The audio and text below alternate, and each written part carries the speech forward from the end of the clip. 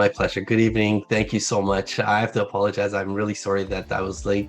I was at a local fundraising event here in the riding, so my apologies. Let me just start off as always. I want to thank my friend Shora Khanum. Great job as always for coordinating this eighth annual seminar here that's hosted by Lumesmart. Thank you, you and your entire team. Always great to be here.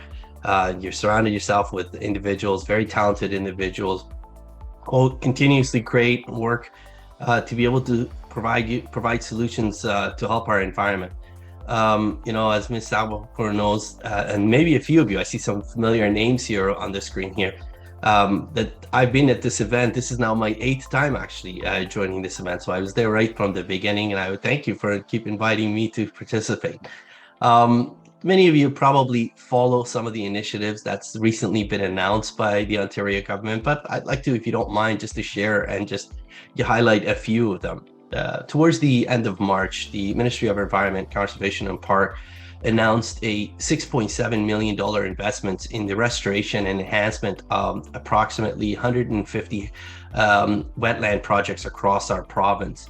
It was to help conservation partners restore more than 750 hectares of wetlands, which ultimately improves water quality and increases habitats for endangered species. The government is also investing in our energy infrastructure to increase and update our hydroelectric capabilities. Fun fact for those of you who may already notice, Ontario is actually one of the cleanest electricity systems in the world, with more than 90% of the electricity generation being emissions free. While these programs are good and they're going to make a difference for sure, there's still a lot that we can do, when it comes to individual, for example, to be able to reduce environmental, emissions and certainly help the environment.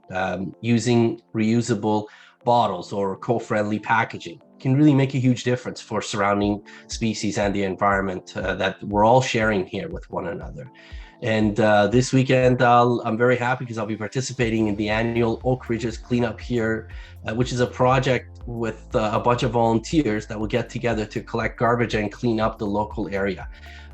It's a gesture that people may not think it's great, but in the big picture, it really does. Every one of us have a part to play, and I think it's a great initiative. And I can think of a larger area that we need to focus on. For example, is the way we travel and use fossil fuels to power our vehicles.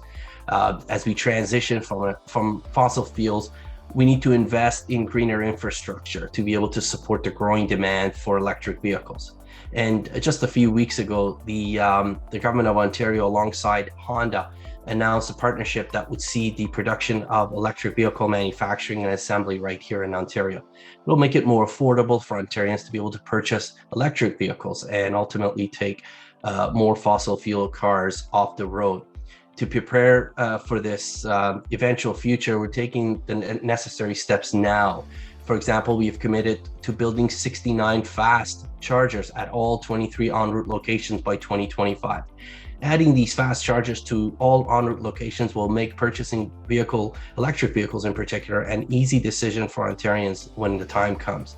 And now I know that we can all do more, and these initiatives take time, but the only way that we can make a difference is by investing and taking those necessary steps, for the future now, for a greater future. A greener future as well, and which is exactly what our government has done and will continue to do.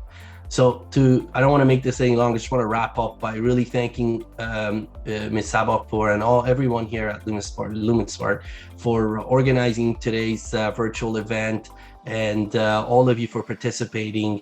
And I want to wish you all a very happy Earth Day and look forward to seeing you at next year's event again. Thank